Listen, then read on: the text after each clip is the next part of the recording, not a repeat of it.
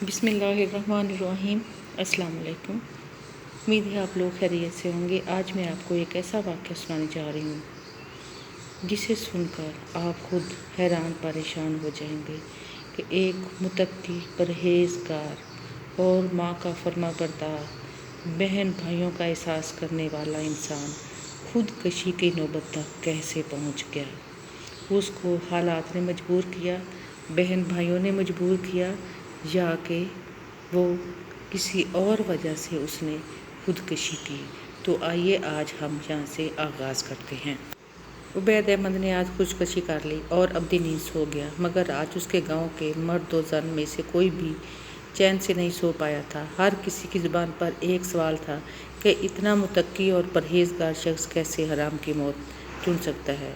उसकी कैंसर की मरीज़ बेटी ने उसके स्वयं यानी कि कुल वाले दिन ख़वातीन की महफिल में इस सवाल का जवाब दिया था। उसकी बेटी का नाम अतिया उबैद था। वो कैंसर की मरीज़ा थी। कैंसर चौथी स्टेज पर था।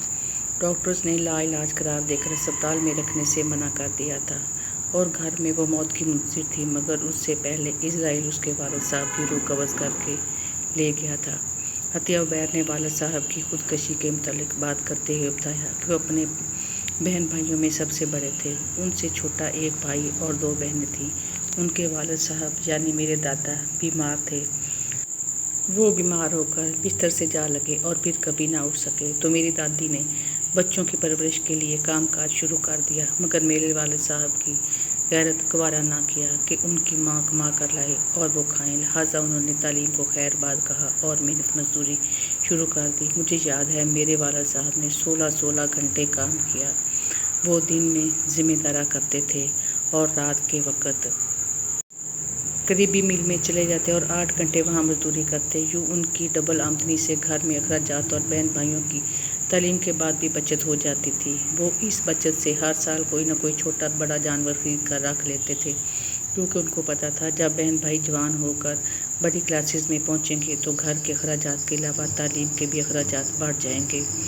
तो उन्होंने इसके साथ साथ जानवर खरीदने शुरू कर दिए।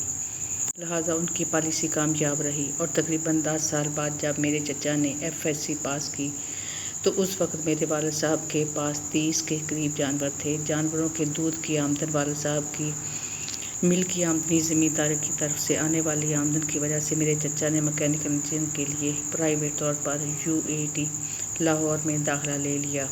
मेरे वालिद साहब के इतने वसाइल थे कि मेरे चचा की तालीम के लिए इन्हें ना तो कोई जानवर बेचना पड़ा और ना ही कहीं उधार लेना पड़ा। मगर बाद जब मेरी दोनों फूफों ने मेडिकल की फील्ड को चुन लिया तो मेरे वालिद साहब की आमदनी कम पड़ने लगी और आहिस्ता आहिस्ता जानवर बिकने लगे। दूसरी तरफ मेरे वालिद साहब शादी कर चुके थे और हम लोग भी पैदा हो चुके थे। लिहाजा अब घर के अखराजात को भी देखना था।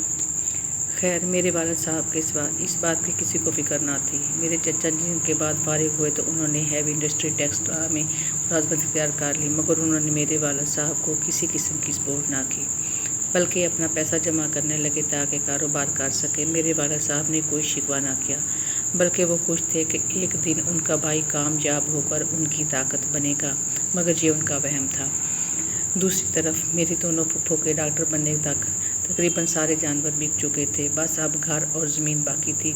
मेरी एक फूफो ने तालीम मुकम्मल होते ही शादी कर ली और शौहर के साथ कनाडा मुंतकिल हो गई। उन्होंने हमसे कता ताल्लुक़ कर लिया, मुड़कर हमारी खबर ना ली, यहाँ तक कि अपने वालिद यानी कि मेरे दादा जान की वफ़ात पर भी ना आई। दादा की वफ़ात के बाद दूसरी फूफो ने भी लंदन जाकर तालीम हासिल करने की रट लगा ली,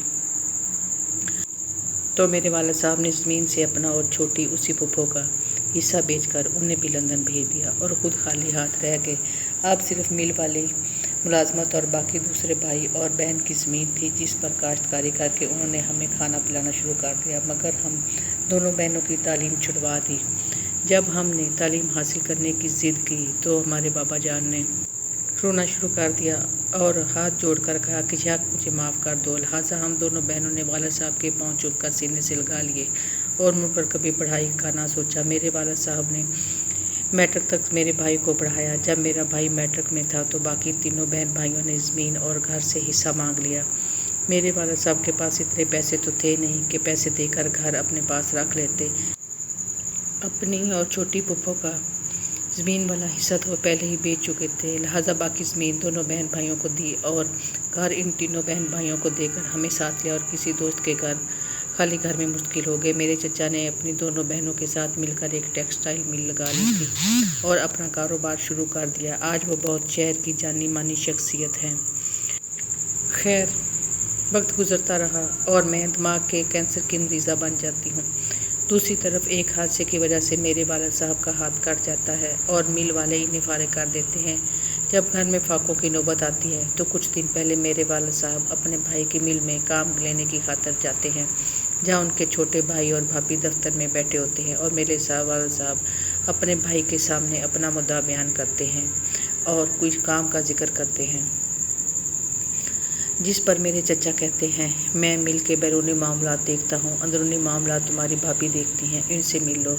मेरी चच्ची मेरे वालिद साहब को देखते ही कहती हैं, तुम्हारा तो एक हाथ ही नहीं है, तुम क्या काम कर सकते हो, हम बिना काम के तनख्वाहें देने लगे तुझे कारखाना तो 2 दिन में ही बंद हो जाएगा और ये नहीं चलेगा। मेरे वालिद साहब मदद तड़प नज़रों से अपने भाई की तरफ देखते हैं और बताते हैं कि उनके घर में फाके हैं।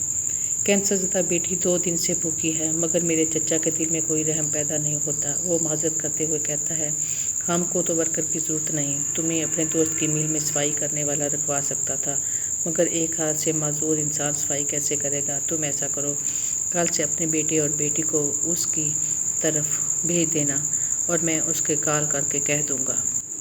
अपने छोटे भाई जिसकी खातर उन्होंने अपना सब कुछ बल्कि अपनी औलाद का भी सब कुछ कुर्बान कर दिया था, उसके इस कदर सर्द रवैये ने उन्हें अंदर से तोड़ कर रख दिया। वापस आकर सारी रात वो हमसे दुख बांटते रहे और फिर सुबह उठे तो पता चला कि वालिद साहब खुदकशी करके अब्दी नींद सो चुके हैं और मैं यहाँ बैठी हुई सब बहनों से इल्तिजा करती हूँ, खुदारा बड़े भाइयों का एहसान याद रखें और भाइयों से कहती हूँ, खुदारा अपनी औलाद का हक भी अपने बहन भाइयों पर कुर्बान ना करें, वरना बाद में फ़कत पछतावे होंगे।